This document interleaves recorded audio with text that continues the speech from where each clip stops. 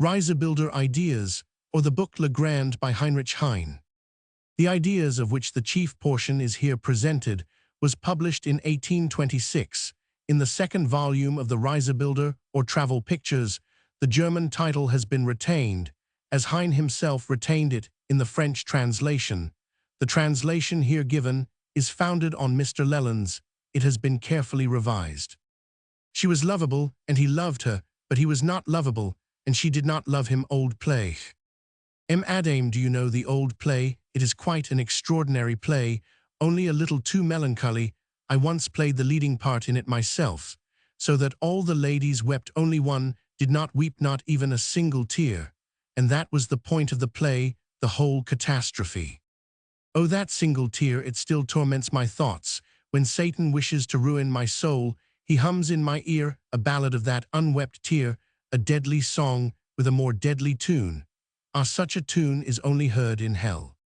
You can readily form an idea, madame, of what life is like in heaven the more readily, as you are married there. People amuse themselves altogether, superbly, every sort of entertainment is provided, and one lives in mere desire, and delight one eats from morning to night, and the cookery is as good as Jaggers. Roast geese fly round with gravaboats in their bills, and feel flattered if anyone eats them. Tarts gleaming with butter grow wild like sunflowers. Everywhere there are brooks of bouillon and champagne, everywhere trees on which napkins flutter. And you eat and wipe your lips and eat again without injury to your stomach. You sing psalms or flirt, and joke with the dear delicate little angels, or take a walk on the green hallelujah meadow, and your white flowing garments fit very comfortably, and nothing disturbs. The feeling of blessedness, no pain, no vexation even, when one accidentally treads on another's corns and exclaims, "Excuses," he smiles, as if enraptured, and assures, "Thy foot, brother, did not hurt in the least quite." Au contraire, a deeper thrill of heavenly rapture shoots through my heart.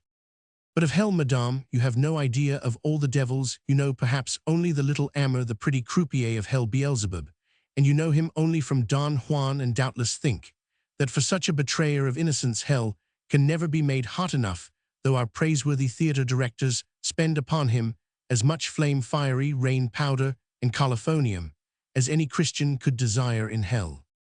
But things in hell look much worse than our theatre directors know, or they would not bring out so many bad plays. For in hell it is infernally hot, and when I was there in the dog days, it was past endurance.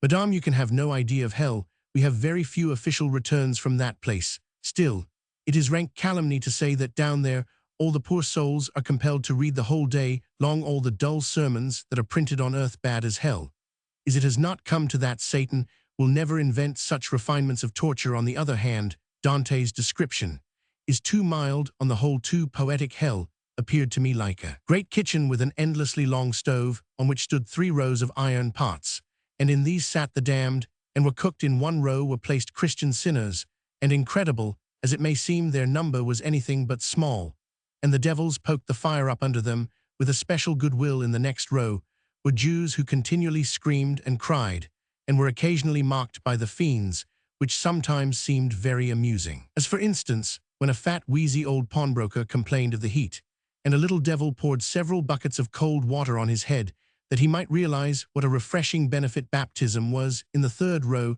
sat the heathen who, like the Jews, could take no part in salvation, and must burn forever. I heard one of these, as a burly devil put fresh coals under his kettle, cry out from his pot, "Spare me, I was Socrates, the wisest of mortals. I taught truth and justice, and sacrificed my life for virtue." But the stupid burly devil went on with his work, and grumbled, "Oh, shut up there, all heathens must burn, and we can't make an exception for the sake of a single man."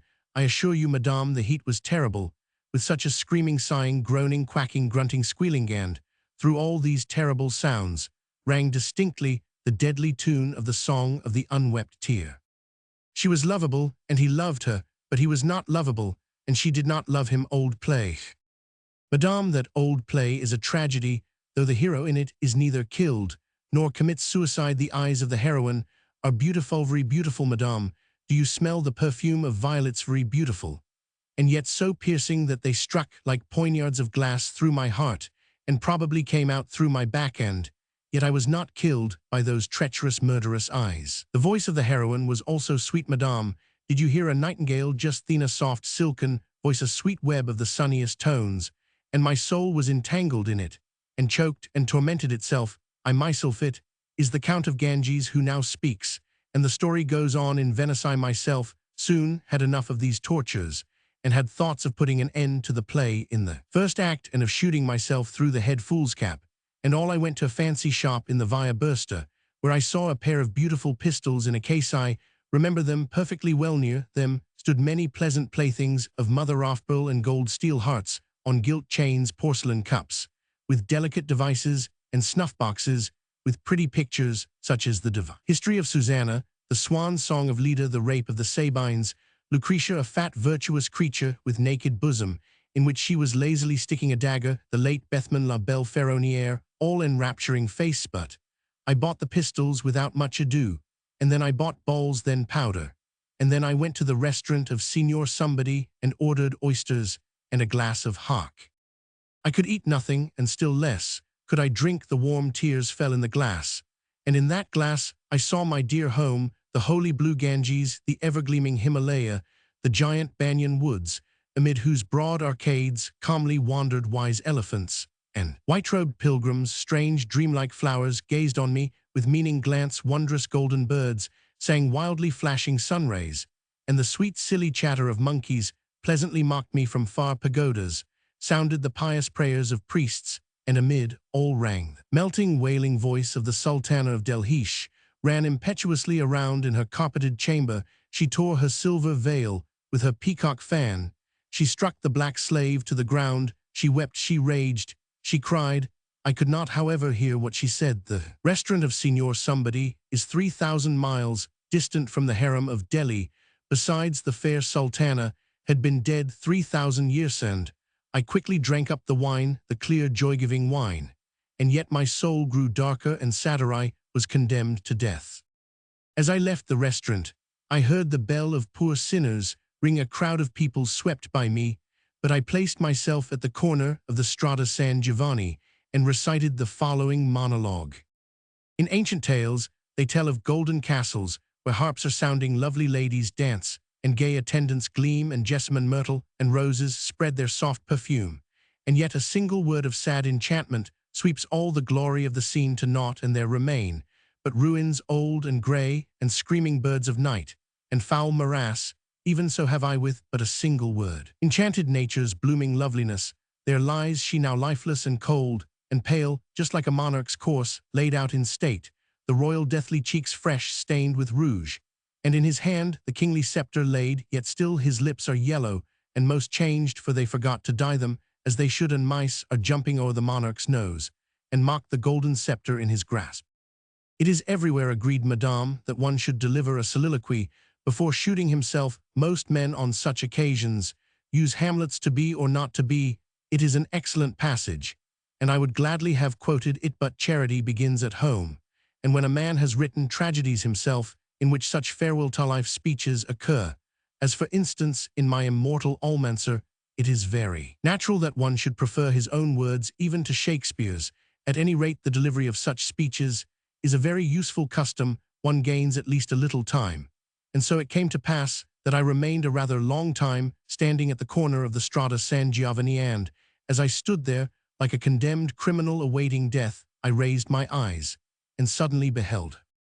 She wore her blue silk dress and roseate hat, and her eyes looked at me so mildly, so death-conqueringly, so life-givingly. Madam, you well know out of Roman history that when the Vestals in ancient Rome met on their way, a malefactor led to death, they had the right to pardon him, and the poor rogue lived. With a single glance she saved me from death, and I stood before her revived and dazzled by the sunbeams of her beauty, and she passed on and left me alive.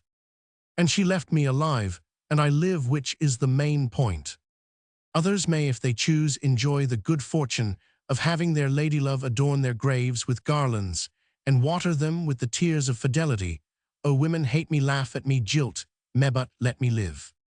Life is all too laughably sweet, and the world too delightfully bewildered. It is the dream of an intoxicated god who has taken French leave of the carousing multitude of immortals, and has laid himself down to sleep in a solitary star, and knows not himself that he creates all that he dreams, and the dream images form themselves in such a mad variegated fashion and often so harmoniously reasonabled Iliad Plato, the Battle of Marathon Moses Medition, Venus Strasbourg Cathedral, the French Revolution Hegel the Steamboat etc., are single good thoughts in this divine dream, but it will not last long, and the god awakes and rubs his sleepy eyes and smiles, and our world has run to nothing, eyes has never been. No matter I live if I am but a shadowy image in a dream still, this is better than the cold black void annihilation of death. Life is the greatest good, and death the worst evil. Berlin lieutenants of the guard may sneer and call it cowardice, because the Prince of Hamburg shudders when he beholds his open grave. Henry Clest IV had, however, as much courage as his high-breasted, tightly-laced colleagues, and has, alas, proved it. But all strong men love life. Goethe's Egmont does not part willingly from the cheerful want of being and working. Merman's Edwin clings to life like a little child to its mother's breast, and though he finds it hard to live by stranger mercy, he still begs for mercy, for life and breath is still the highest. When Odysseus in the underworld sees Achilles as the leader of dead heroes, and extols his renown among the living, and his glory even among the dead, Achilles answers, "No more discourse of death, consolingly noble Odysseus, rather would I in the field, as daily laborer, be toiling slave to the meanest of men, a pauper and lacking possessions, than mid the infinite host of long-vanished mortals be ruler." Yes, when Major Duvent challenged the great Israel Lion to fight with pistols, and said to him, "If you do not meet me, Mr. Lion, you are a dog," the latter replied, "I would rather be a live dog than a dead lion." And he was right. I have fought often enough, madame, to dare to say this. God be praised, I live, red life pulses in my veins, earth yields beneath my feet in the glow of love. I embrace trees and statues, and they live in my embrace. Every woman is to me the gift of a world. I revel in the melody of her countenance, and with a single glance of my eye, I can enjoy more than others. With their every limb, through all their lives, every instant is to me an eternity. I do not measure time with the ell of Brabant or of Hamburg, and I need no priest to promise me a second life, for I can live enough in this life, when I live backwards in the life of those who have gone before me, and win myself an eternity in the realm of the past. And I live, the great pulsation of nature beats too in my breast, and when I carol aloud, I am answered by a thousand-fold echo. I hear 1,000 nightingales. Spring has sent them to awaken earth from her morning slumber, and earth trembles with ecstasy. Her flowers are hymns which she sings in inspiration to the sun. The sun moves far too slowly. I would fain lash on his steeds, that they might advance more rapidly. But when he sinks hissing in the sea, and the night rises with her great passionate eyes, oh, then true pleasure first thrills through me. The evening breezes lie like flattering maidens on my wild heart, and the stars wink to me, and I rise and sweep over the little earth and the little thoughts of men. But a day will come when the fire in my veins will be quenched, when winter will dwell in my heart, when his snowflakes will white my locks, and his mists will dim my eyes. Then my friends will lie in their lonely graves, and I alone shall remain like a solitary stalk, forgotten by the reaper. A new race will have sprung up with new desires and new ideas full of wonder. I shall hear new names and listen to new songs, for the old names will be forgotten, and I myself forgotten, perhaps still honored by a few, scorned by many, and loved by none. And then the rosy-cheeked boys will spring around me and place the old harp in my trembling hand, and say, laughing, "You have been long silent, you graybeards, sing us again songs of your youthful dreams." Then I will grasp the harp, and my old joys and sorrows will awake. Tears will again spring from my dead eyes. They will be spring again in my breast. Sweet tones of sorrow will tremble on the harp strings. I shall see again the blue stream, and the marble palaces, and the lovely faces of women and girls, and I will sing a song of the flowers of Brenta. It will be my last song. The stars will gaze on me, as in the nights of my youth. The loving moonlight will once more kiss my cheeks. The spirit chorus of nightingales long dead will sound from afar. My sleep-drunken eyes will close. My soul will echo with the notes of my harp. I shall smell the flowers of Brenta. A tree will shadow my grave. I would gladly have it a palm, but that tree will not grow in the north. It will be a linden, and on summer evenings lovers will sit there and caress the greenfinch, who rocks himself on the branches, will be listening silently, and my linden will rustle tenderly over the heads of the happy ones who will be so happy that they will have no time to read what is written on the white tombstone. But when later the lover has lost his love, then he will come again to the well-known linden and sigh and weep, and gaze long and oft upon the stone, and read the inscription, he loved the flowers of Brenta. Madame, I have deceived you. I am not the Count of the Ganges. Never in my life have I seen the holy stream, nor the lotus flowers which are mirrored in its sacred waves. Never did I lie dreaming under Indian palms, nor in prayer before the diamond deity Juggernaut, who with his diamonds might have easily aided me out of my difficulties. I have no more been in Calcutta than the turkey of which I ate yesterday at dinner had ever been in the realms of the Grand Turk. Yet my ancestors came from Hindustan, and therefore I feel so much at my ease in the great forest of Song of Valmiki. The heroic sorrows of the divine Ramo move my heart like familiar griefs. From the flower lays of Kalidasa, the sweetest memories bloom. And when a few years ago a gentle lady in Berlin showed me the beautiful pictures which her father, who had been governor in India, had brought from thence, the delicately painted, holy, calm faces seemed as familiar to me as though I were gazing at my own family gallery. France Bop, madam, you have of course read his Nallas, and his system of Sanskrit conjugations gave me much information relative to my ancestry, and I now know with certainty that I am descended from Brahma's head, and not from his corns. I have also good reason to believe that the entire Mahabharata, with its 200,000 verses, is merely an allegorical love letter, which my first forefather wrote to my first foremother. Oh, they loved dearly, their souls kissed, they kissed with their eyes, they were both but one single kiss. An enchanted nightingale sits on a red coral bough in the silent sea, and sings a song of the love of my ancestors. The pearls gaze eagerly from their shells, the wonderful waterflowers tremble with sorrow, the cunning sea snails, bearing on their backs many-colored porcelain towers, come creeping onwards, the ocean roses blush with shame, the yellow sharp-pointed starfish, and the thousand-hued glassy jellyfish quiver and stretch, and all swarm and listen. Unfortunately, madame, this nightingale's song is far too long to be set down here. It is as long as the world itself. Even its dedication to Anangas, the god of love, is as long as all Scott's novels, and there is a passage referring to it in Aristophanes, which in German 5 reads thus: Teodio, teodio, teotinks tatatodo tatatinks, vast translation. No, I was not born in India. I first beheld the light of the world on the shores of that beautiful stream in whose green hills folly grows, and is plucked in autumn, laid away in cellars, poured into barrels, and exported to foreign lands. In fact, only yesterday I heard some one speaking a piece of folly which in the year 1811 was imprisoned in a bunch of grapes, which I myself then saw growing on the Johannesburg. But much folly is also consumed at home, and men are the same there as everywhere. They are born, eat, drink, sleep, laugh, cry, slander each other, are greatly troubled about the propagation of their race, try to seem what they are not, and to do what they cannot, never shave until they have a beard, and often have beards before they get discretion, and when they at last have discretion, they drink it away in white and red folly. Mon Dieu, if I had faith so that I could remove mountains, Johannesburg would be just the mountain which I would carry with me everywhere. But as my faith is not strong enough, imagination must aid me, and she quickly sets me by the beautiful Rhine.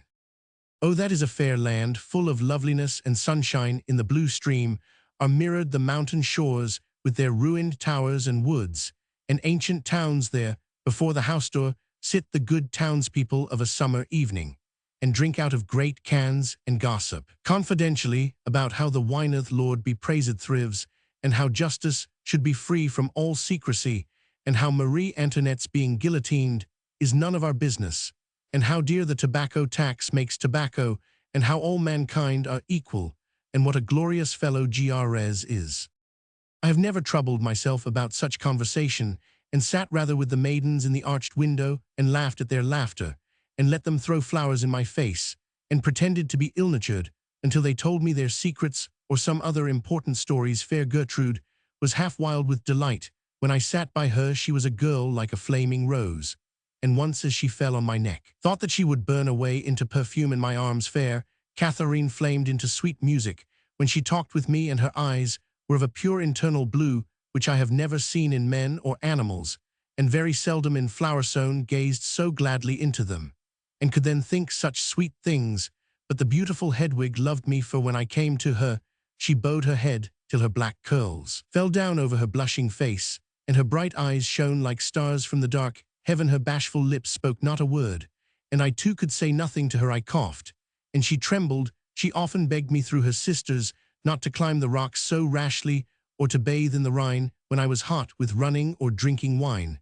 Once I overheard her pious prayer before the Virgin Mary, which she had adorned with gold leaf and illuminated with a lamp, and which stood in a corner at the entrance. I plainly heard her pray to the Mother of God to keep him from climbing, drinking, and bathing.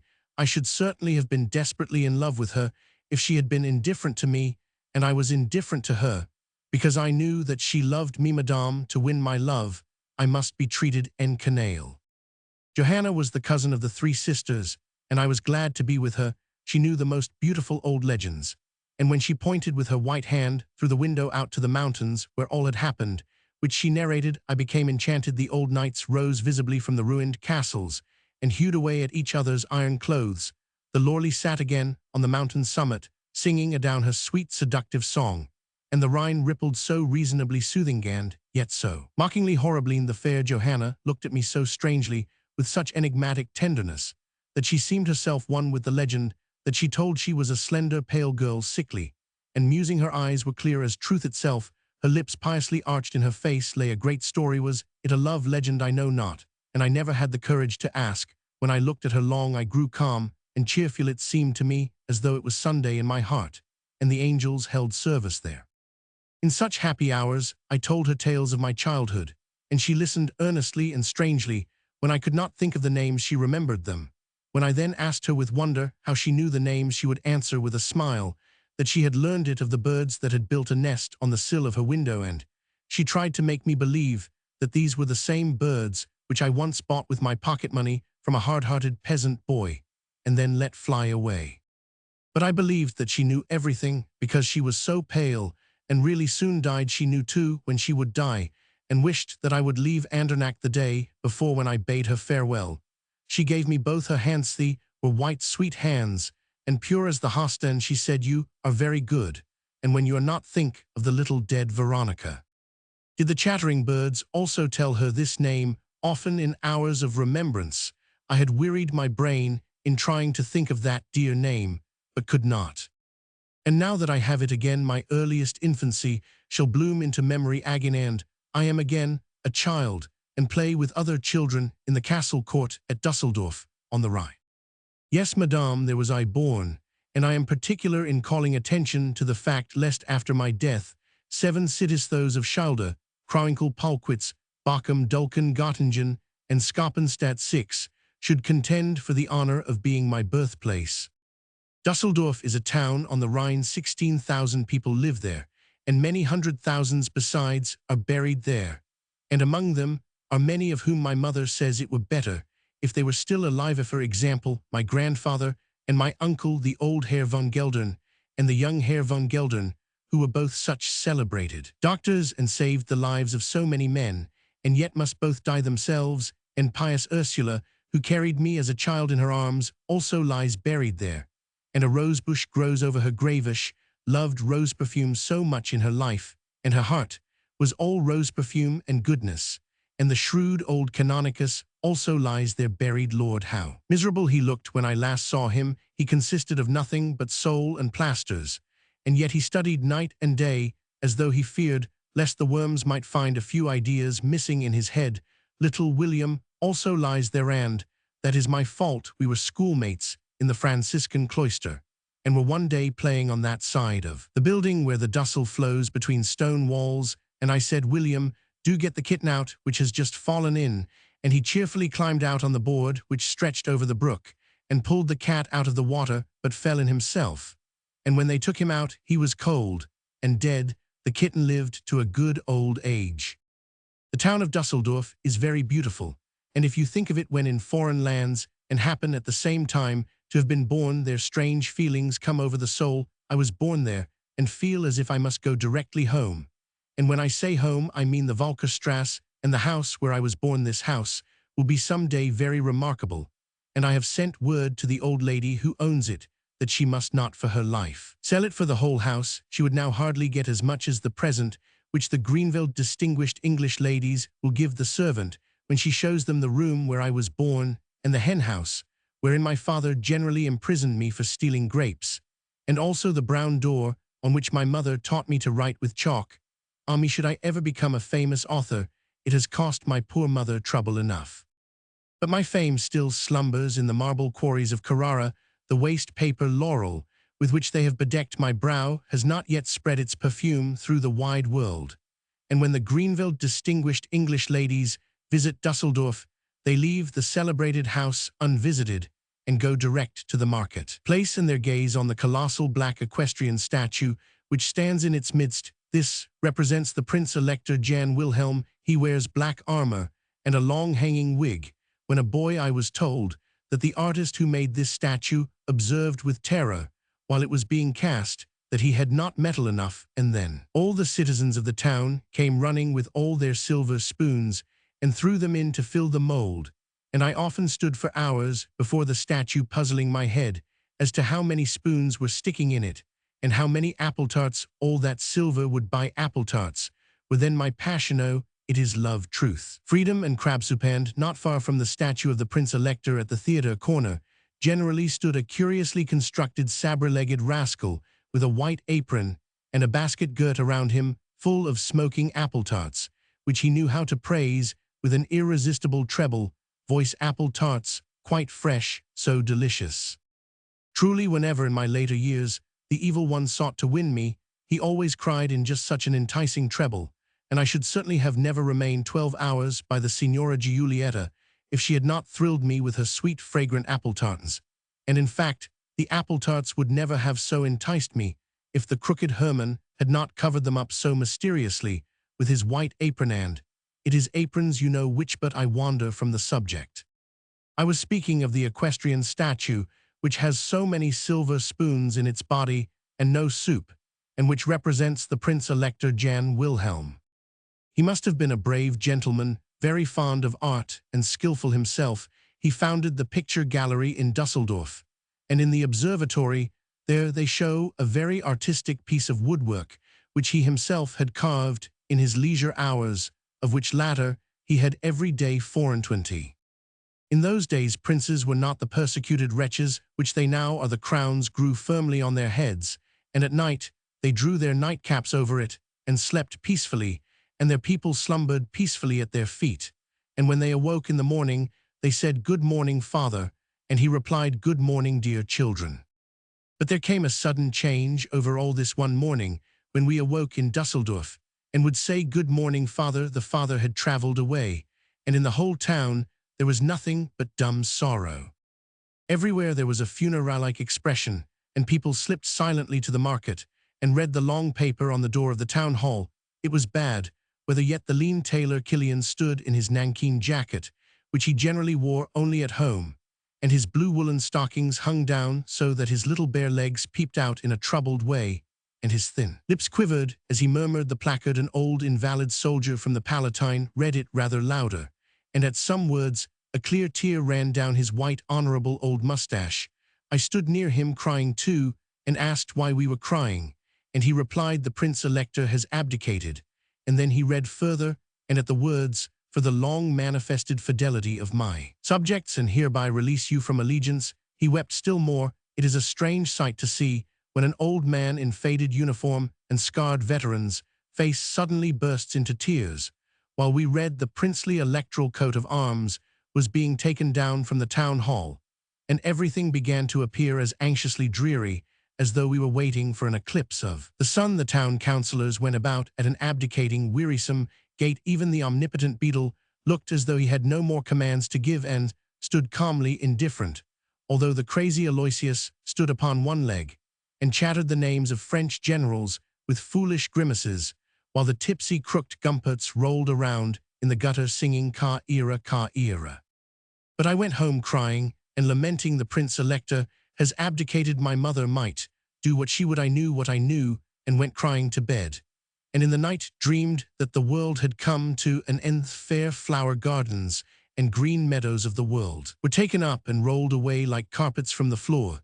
The beadle climbed up on a high ladder and took down the sun, and the tailor Killian stood by and said to himself, I must go home and dress myself neatly, for I am dead, and am to be buried this afternoon. And it grew darker and darker, few stars glimmered on high, and even these fell down like yellow leaves in autumn. Men gradually vanished, and I, poor child, wandered in anguish around, until before the willow fence of a deserted farmhouse, I saw a man digging up the earth with a spade, and near him an ugly, spiteful-looking woman who held something in her apron like a human head. But it was the moon, and she laid it carefully in the open grave, and behind me stood the Palatine soldier, sobbing and spelling, the Prince-Elector has abdicated. When I awoke, the sun shone as usual through the window. There was a sound of drums in the street, and as I entered our sitting room and wished my father, who sat in his white dressing gown, good morning, I heard the little light-footed barber, as he made up his hair, narrate very minutely that homage would that morning be offered at the town hall to the Archduke Joachim. I heard, too, that the new ruler was of excellent family, that he had married the sister of the Emperor Napoleon, and was really a very respectable man, that he wore his beautiful black hair in curls, that he would shortly enter the town, and would certainly please all the ladies. Meanwhile, the drumming in the streets continued, and I stood before the house door and looked at the French troops marching, those joyous and famous people who swept over the world singing and playing, the merry, serious faces of the grenadiers, the bearskin shakos, the tricolored cockades, the glittering bayonets, the voltigeurs full of vivacity and point d'honneur, and the giant-like silver-laced tambour major, who cast his baton with the gilded head as high as the first story and his eyes to the second, where pretty girls gazed from the windows. I was so glad that soldiers were to be quartered in our house. Me mother was not glad, and I hastened to the marketplace. There everything looked changed. It was as though the world had been new whitewashed. A new coat of arms was placed on the town hall. Its iron balconies were hung with embroidered velvet drapery. French grenadiers stood as sentinels. The old town councillors had put on new faces and Sunday coats, and looked at each other French fashion, and said bonjour. Ladies peeped from every window. Inquisitive citizens and soldiers filled the square, and I, with other boys, climbed on the shining Prince-Elector's great bronze horse, and looked down on the motley crowd. Neighbor Peter and Long Conrad nearly broke their necks on this occasion, and that would have been well, for the one afterwards ran away from his parents, enlisted as a soldier, deserted, and was finally shot in Mayence, while the other, having made geographical researches in strange pockets, became a working member of a public treadmill institute. But having broken the iron bands which bound him to his fatherland, he passed safely beyond sea and eventually died in London, in consequence of wearing a much too long cravat, one end of which happened to be firmly attached to something, just as a royal official removed a plank from beneath his feet. Long Conrad told us there was no school today on account of the homage.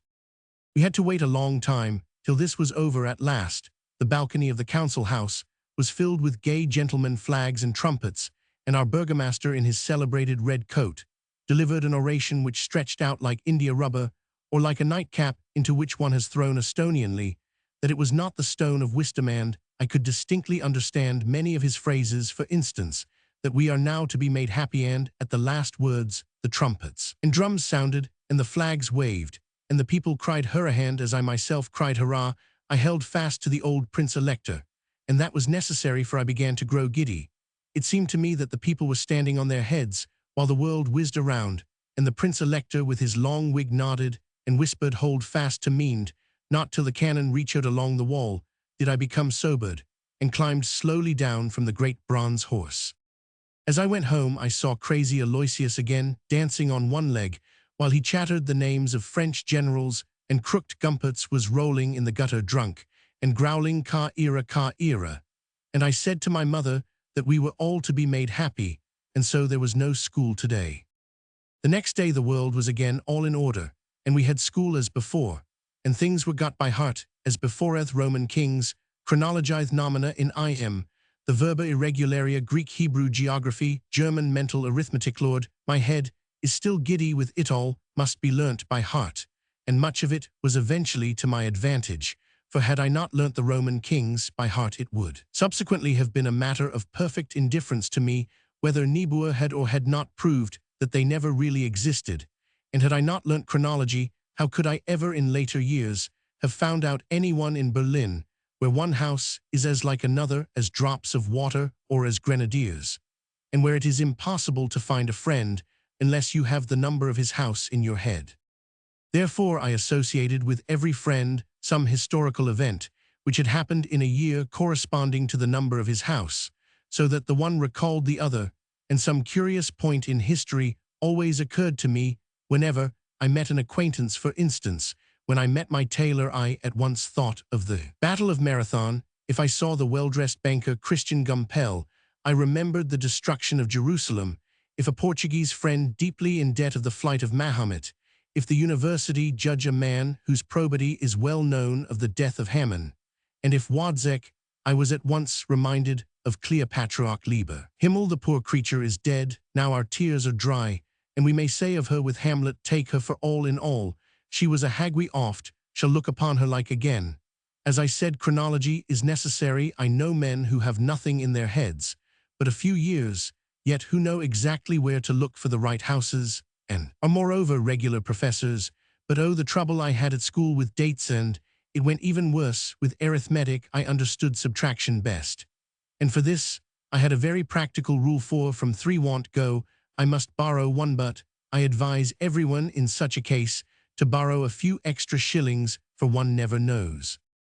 But as for the Latin, madame, you can really have no idea how muddled it is. The Romans would never have found time to conquer the world if they had been obliged first to learn Latin. Those happy people knew in their cradles the nouns with an accusative in im. I, on the contrary, had to learn them by heart in the sweat of my brow. But still, it is well that I knew them, for if, for example, when I publicly disputed in Latin in the College Hall of Göttingen on the 20th of July 1825, madame, it was well worth while to hear it. If I say I had said synapum instead of synapim, the blunder would have been evident to the freshmen, and an endless shame for me. Vis beris citus tussis cucumis amussis cannabis synapes. These words, which have attracted so much attention in the world, affected this because they belonged to a determined class, and yet were exceptions on that account. I value them highly, and the fact that I have them ready at my fingers' ends when I perhaps need them in a hurry affords me in many dark hours of life much internal tranquility and consolation. But madame, the verba irregularia, they are distinguished from the verbis regularibus by the fact that in learning them one gets more whipping sare. Terribly difficult. In the damp arches of the Franciscan cloister near our schoolroom there hung a large crucified Christ of grey wood, a dismal image that even yet at times marches through my dreams and gazes sorrowfully on me with fixed bleeding eyes. Before this image I often stood and prayed, O thou poor and equally tormented God, if it be possible for thee, see that I get by heart the irregular verbs. I will say nothing of Greek. I should irritate myself too much. The monks of the Middle Ages were not so very much in the wrong when they asserted that Greek was an invention of the devil. Lord knows what I suffered through it. It went better with Hebrew, for I always had a great predilection for the Jews, although they to this very hour have crucified my good name. But I never could get so far in Hebrew as my watch, which had an intimate intercourse with pawnbrokers, and in consequence acquired many Jewish habits. For instance, it would not go on Saturday and learned the holy language, and was subsequently occupied with its grammar, for often, when sleepless in the night, I have to my amazement heard it industriously repeating cattle catalta katoki, kittle catalta kitalti pocket pockadeti, picat pick pick. Meanwhile I learned much more German, and that is not such child's play. For we poor Germans, who have already been sufficiently plagued with soldiers quartered on us, military duties, poll taxes, and 1,000 other exactions, must needs, over and above all this, torment each other with accusatives and datives. I learned much German from the old rector Schallmeyer, a brave clerical gentleman, whose protégé I was from childhood. Something of the matter I also learned from Professor Schramm, a man who had written a book on eternal peace, and in whose class my schoolfellows fought with a special vigor. And while thus dashing on in a breath and thinking of everything, I have unexpectedly found myself back among old school stories, and I avail myself of this opportunity to show you, madame, that it was not my fault if I learned so little geography that later in life I could not make my way in the world, for in those days the French had deranged all boundaries. Every day countries were recolored. Those which were once blue suddenly became green, many even blood-red. The old established rules were so confused and confounded that no devil would recognize them. The products of the country also changed. Chicory and beets now grew where only hares and hunters running after them were once to be seen. Even the characters of different races changed. The Germans became pliant, the French paid compliments, no longer the English ceased making ducks and drakes of their money, and the Venetians were not subtle enough. There was promotion among princes. Old kings obtained new uniforms, new kingdoms were cooked up and sold like hot cakes. Many potentates, on the other hand, were chased from house and home and had to find some new way of earning their bread, while others went at once at a trade and manufactured, for instance, sealing wax. Or, Madame, this sentence must be brought to an end, or I shall be out of breath. In short, it is impossible in such times to advance far in geography. I succeeded better in natural history, for there we find fewer changes, and we always have standard engravings of apes, kangaroos, zebras, rhinoceroses, etc. And having many such pictures in my memory, it often happens that at first sight many mortals appear to me like old acquaintances. I did well in mythology. I took real delight in the mob of gods and goddesses who ruled the world in joyous nakedness. I do not believe that there was a schoolboy in ancient Rome who knew the chief articles of his catechism. That is the loves of Venice. Better than Roman one. To tell the truth, it seems to me that if we must learn all the heathen gods by heart, we might as well have kept them from the first, and we have not perhaps made so much out of our new Roman Trinity or even our Jewish monotheism, perhaps, that mythology was not in reality so immoral as we imagine. And it was, for example, a very decent thought of Homer's to give the much-loved Venus a husband.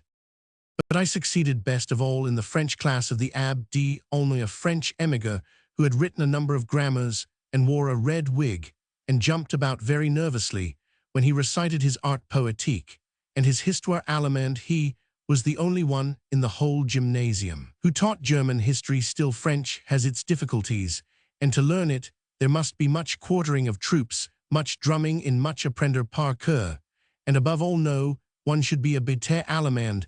Thus many bitter words came in, I remember still as though it happened yesterday, the scrapes I got into through La Religion. 6 times came the question, Henry, what is the French for the faith?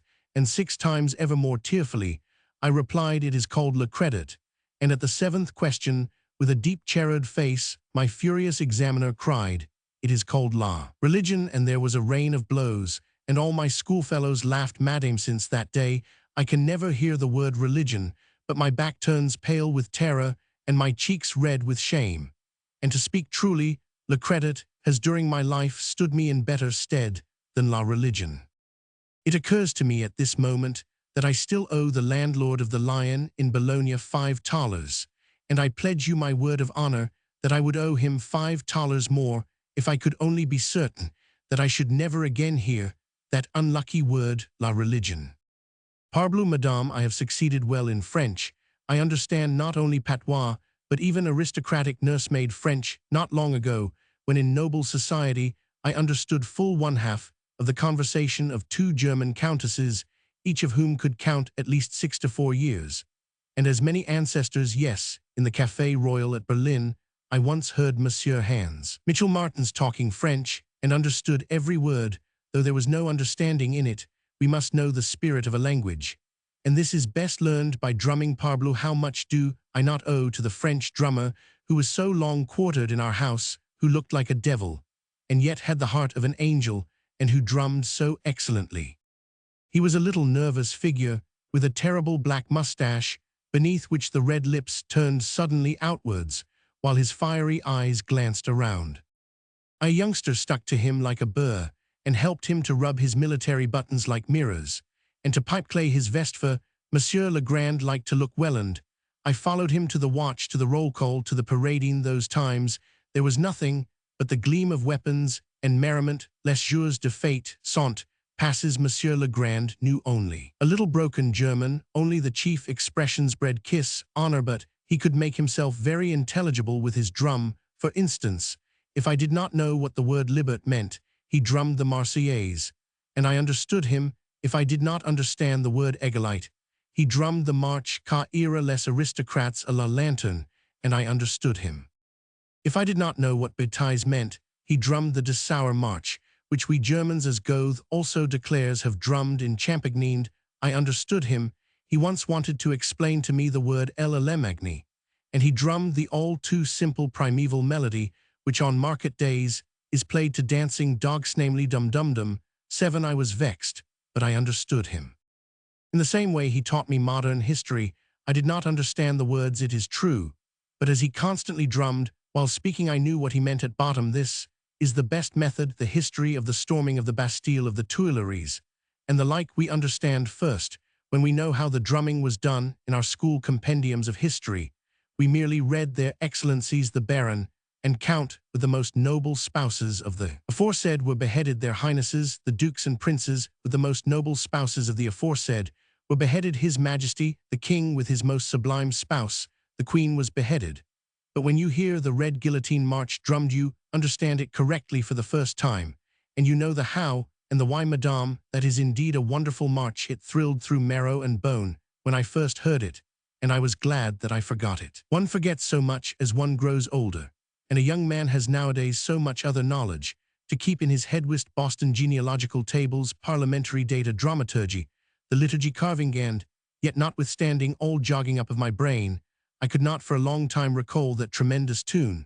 But only think, madame, not long ago I sat at table with a whole menagerie of counts, princes, princesses, chamberlains, court-marshallesses, seneschals, upper court mistresses, court-keepers off the royal plate, court-hunters' wives, and whatever else these aristocratic domestics are termed, and their under-domestics ran about behind their chairs and shoved full plates before their mouths. But I, who was passed by and neglected, sat without the least occupation for my jaws, and I needed little bread bowls, and drummed for ennui with my finger sand. To my astonishment, I suddenly drummed the red, long-forgotten Guillotine March.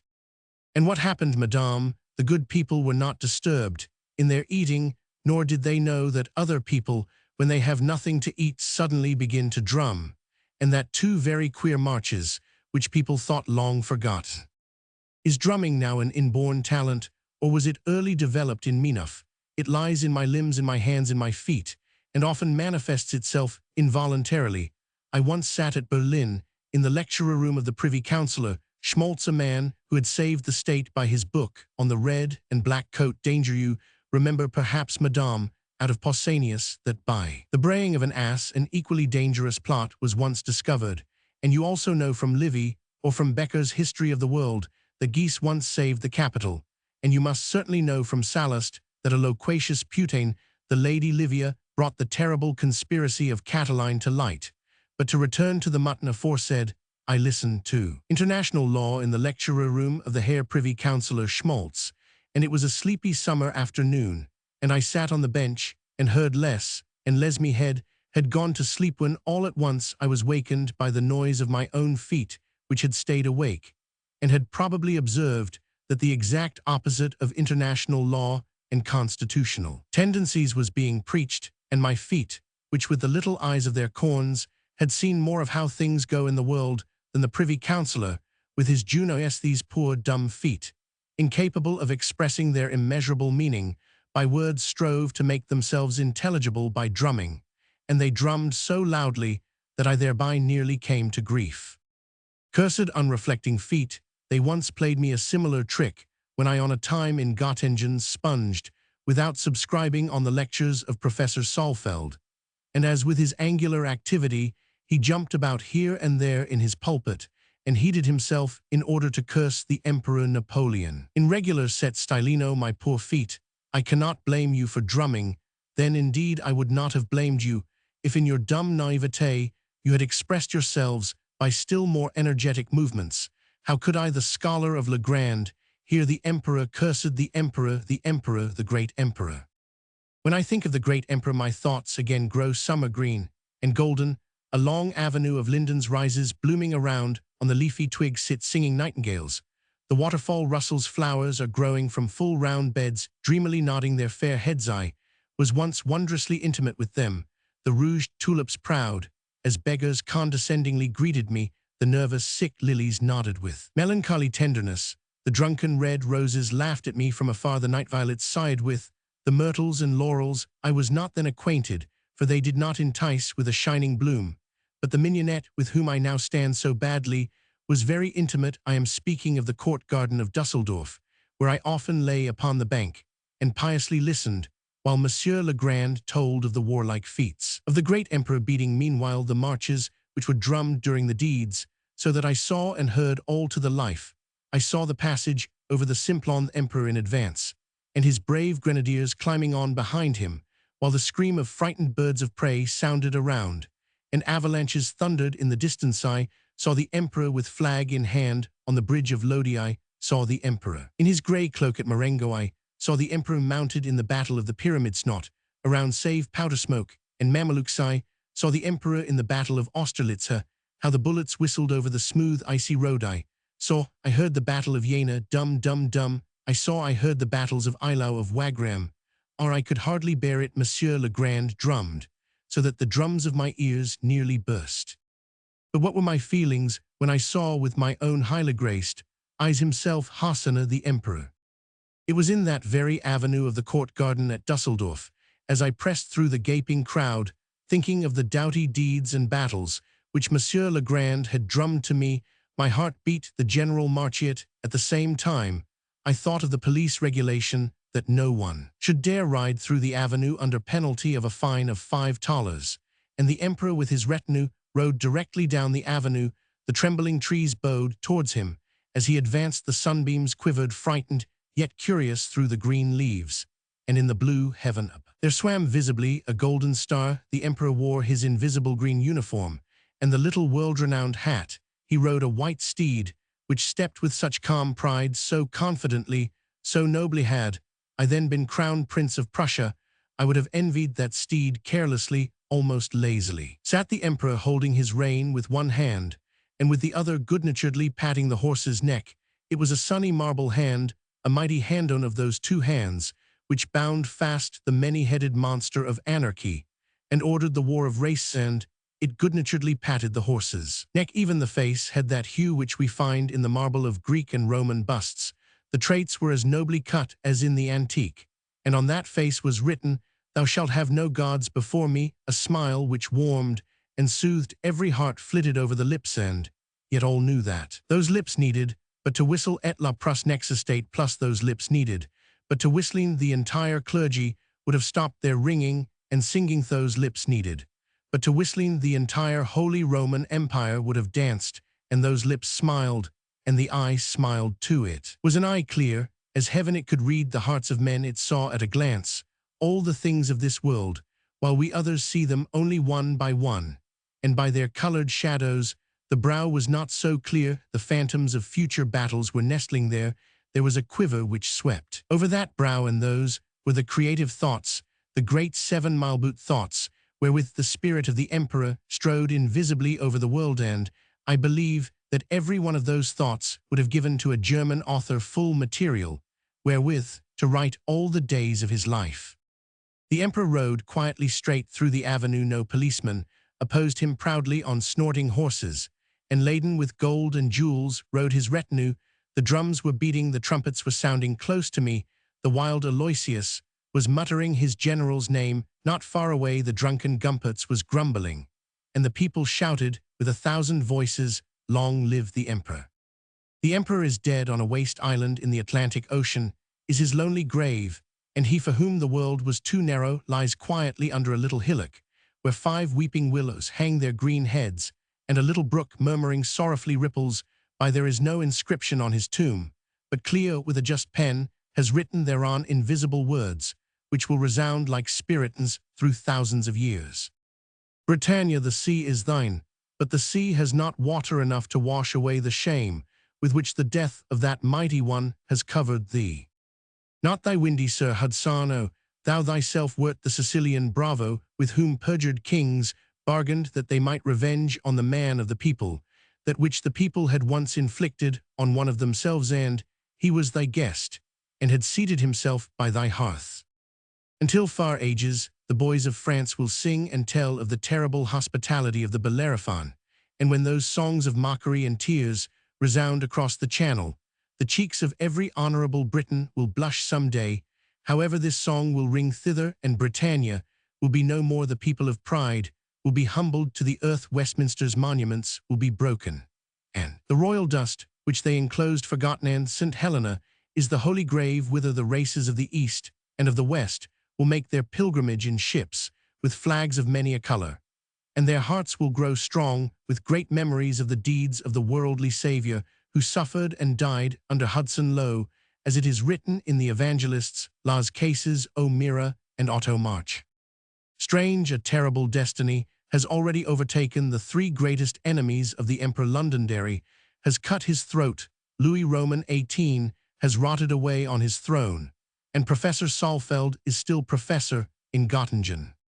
On a clear, frosty autumn morning, a young man of student-like appearance slowly loitered through the avenue of the Dusseldorf court garden, often with childlike pleasure, kicking aside the leaves which covered the ground, and often sorrowfully gazing towards the bare trees on which a few golden-hued leaves still hung. As he thus gazed up, he thought on the words of Glaucus. Like the leaves in the forests, so are the races of mortals. Leaves are blown down to the earth by the wind, while others are shooting again in the green budding wood. When fresh upliveth the springtide, so are the races of Manthis grows, and the other departeth. In earlier days, the youth had gazed with far different eyes on the same trees. He was then a boy, and sought birds' nests or summer insects, which delighted him as they merrily hummed around, and were glad in the beautiful world, and contented with a sap-green leaf, and a drop of water with a warm sunbeam, and the sweet perfumes of the grass. In those times, the boy's heart was as gay as the fluttering insects, but now his heart had grown older, its little sunbeams were quenched, all its flowers had faded, even its beautiful dream of love had grown dim. In that poor heart was nothing but pride and care, and saddest of all it was my heart. I had returned that day to my old father town, but I would not remain there overnight, and I longed for Godesberg, that I might sit at the feet of my girl-friend, and tell of the little Veronica. I had visited the dear graves of all my living friends.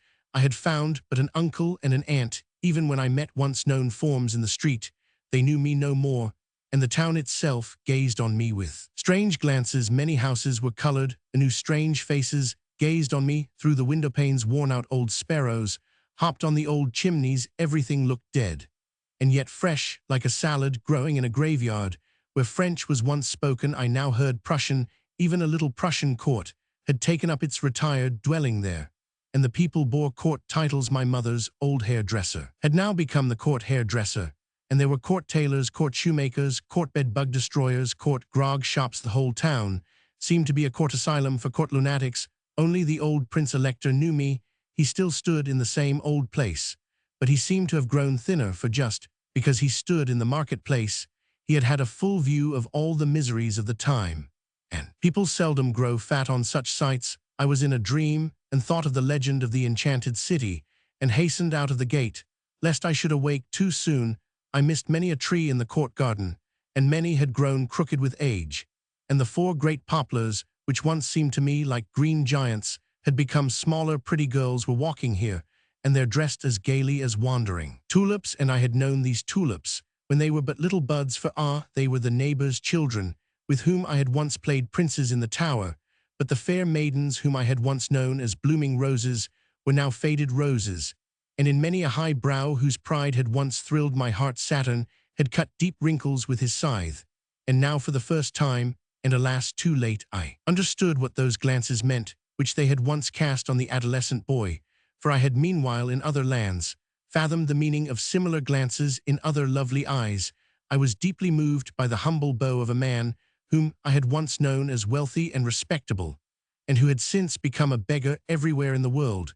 We see that men, when they once begin to fall, do so according to Newton's law ever faster and faster as they descend to misery. One, however, who did not seem to be in the least changed, was the little baron who tripped merrily as of old through the court garden, holding with one hand his left coat-skirt on high, and with the other swinging hither and thither his light cane. Still had the same genial face as of old, its rosy bloom now somewhat concentrated towards the nose, but he had the same comical hat, and the same old queue behind, only that the hairs which peeped from it were now white instead of black.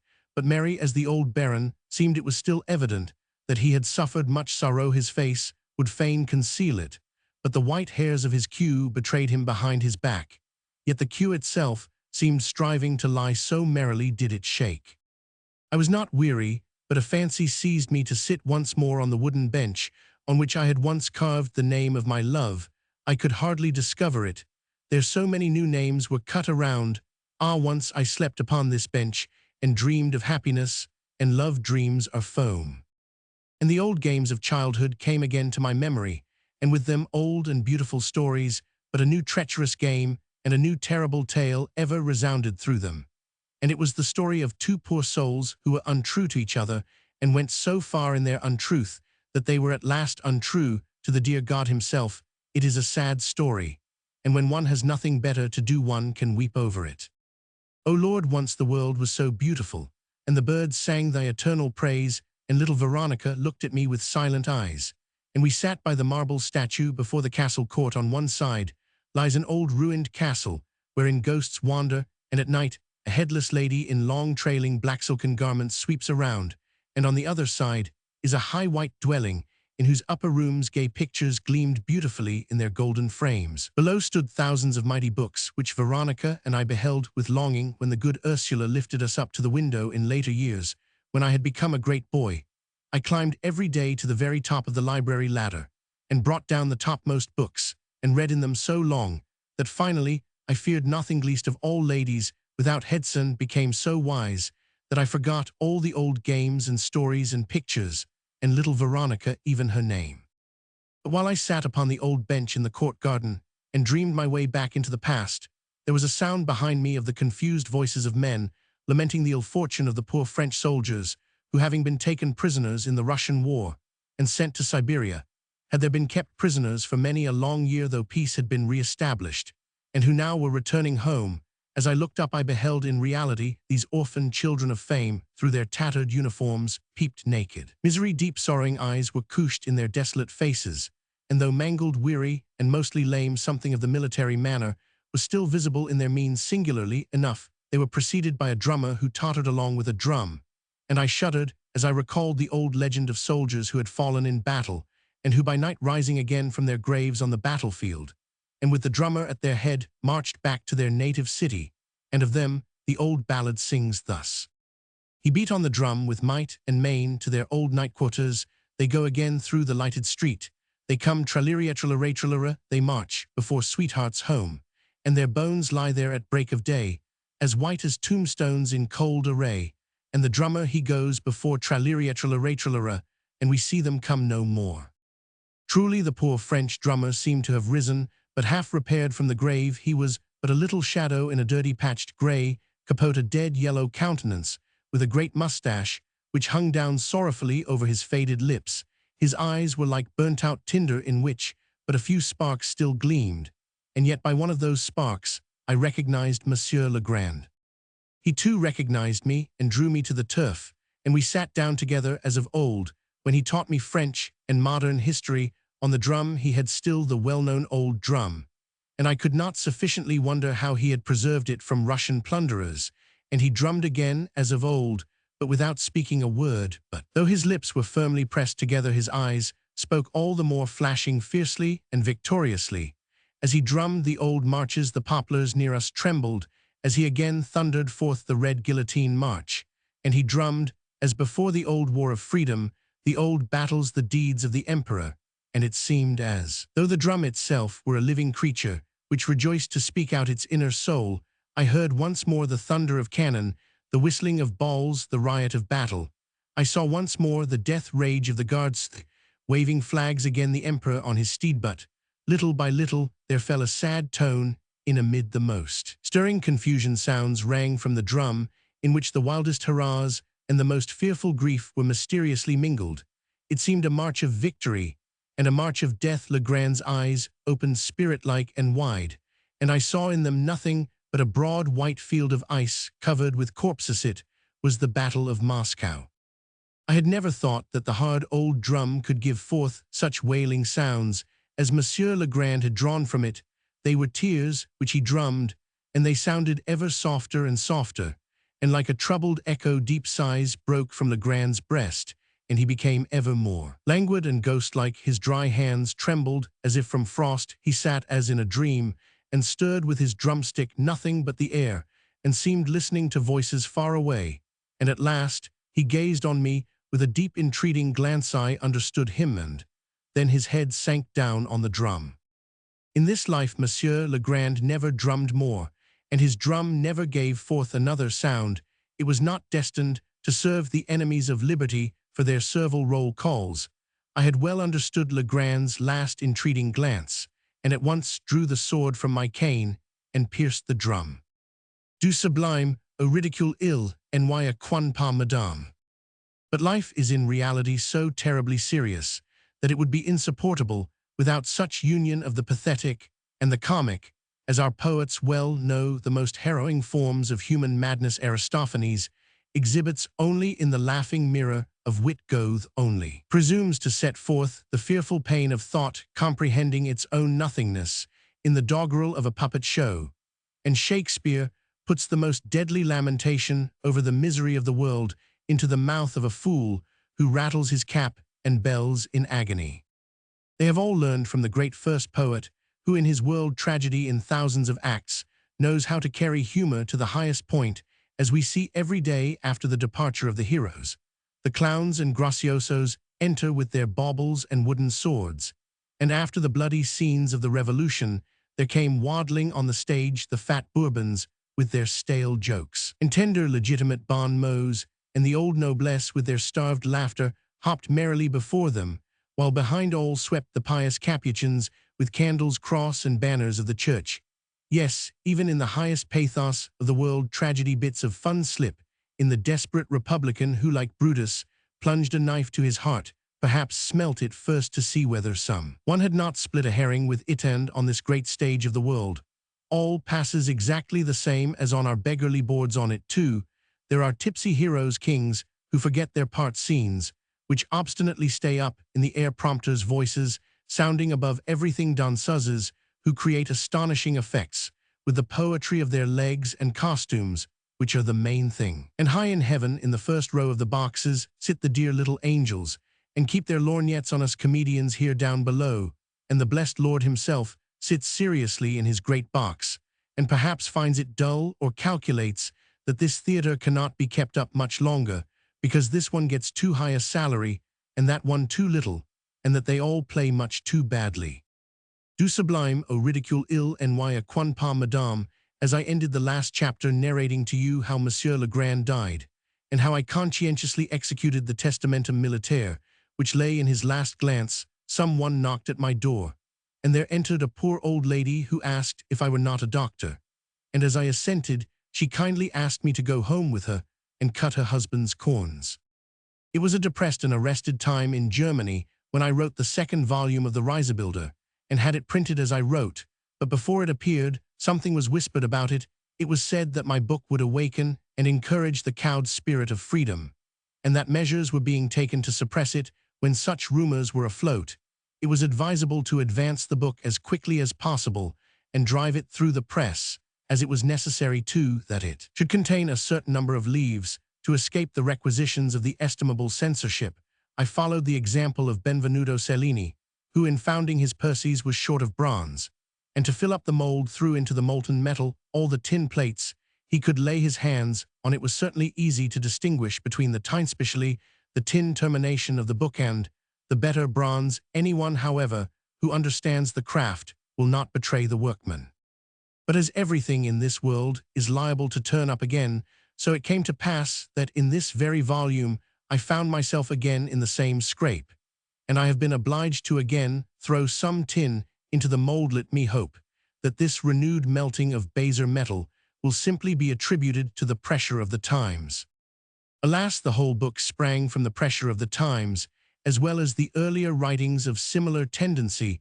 The more intimate friends of the writer, who are acquainted with his private circumstances, know well how little his own vanity forced him to the tribune, and how great were the sacrifices which he was obliged to make for every independent word which he has spoken since then. And if God will, which he still means to speak nowadays, a word is a deed whose consequences cannot be measured, and no one knows whether he may not in the end appear as witness to his words in blood.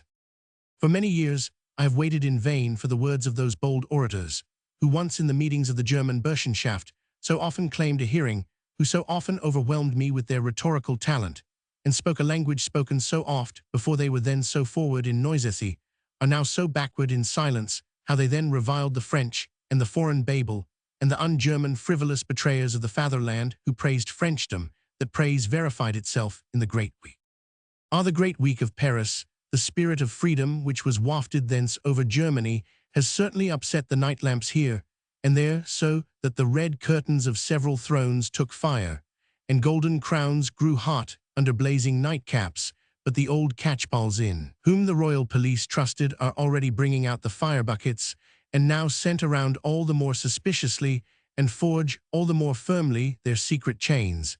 And I mark well that a still thicker prison vault is being invisibly arched over the German people.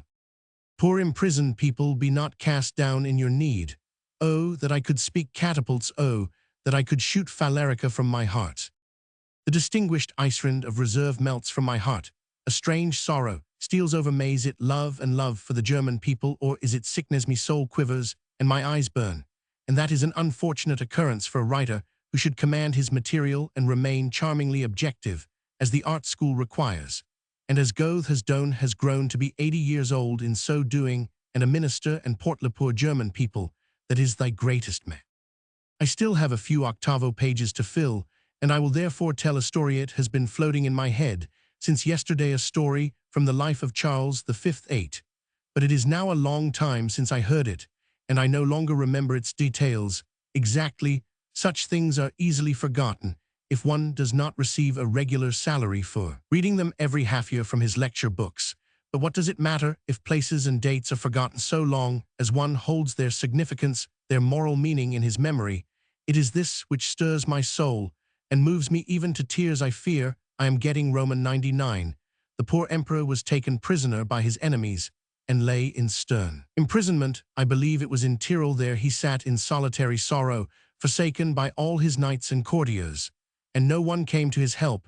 I know not if he had even in those days that cheesillo complexion with which Holbein painted him, but the misanthropic underlip certainly protruded even more than in his portraits. He must have despised the people who fawned around him in the sunshine of prosperity, and who left him alone in his bitter need. Suddenly the prison door opened, and there entered a man wrapped in a cloak, and as he cast it aside the emperor recognized his trusty Kunz von der Rosen.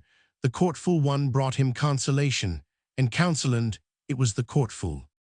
O German fatherland, dear German people, I am thy Kunz von der Rosen. The man whose real office was pastime, and who should only make thee merry in happy days, forces his way into thy prison in time of need. Here beneath my mantle I bring thee thy strong scepter and the beautiful crown. Dost thou not remember me, my emperor? If I cannot free thee, I will at least console thee, and thou shalt have some one by thee who will talk with thee about thy most pressing oppressions, and will speak courage to thee, and who loves thee, and whose best jokes and best blood are ever at thy service. For thou, my people, art the true emperor, the true lord of the Lanthe, will is sovereign and more legitimate than that purple tel est noter placer, which grounds itself upon divine right, without any better guarantee than the quackery of shaven juggalisty. Well, my people is the only righteous source of all power. Even though thou liest down there in fetters, thy good right will arise in the end. The day of freedom draws near, a new time begins. Me emperor, the night is over, and the dawn shines outside. Kunz von der Rosen, my fool thou erest, thou hast perhaps mistaken a bright axe for the sun, and the dawn is nothing but blood. No, my emperor, it is the sun, though it rises in the west for 6,000 years. Men have always seen it rise in the east. It is high time that it for once made a change in its course. Kunz von der Rosen, my fool, thou hast lost the bells from thy red cap, and it now has such a strange look, that red cap. Ah, my emperor, I have shaken my head in such mad earnest over your distress, that the fool's bell fell from my cap, but it is none the worse for that. Kunz von der Rosen, my fool, what is that breaking and cracking outside there?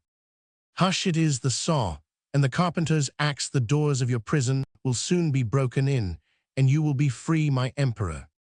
Am I then really emperor? Alas, It is only the fool who tells me so.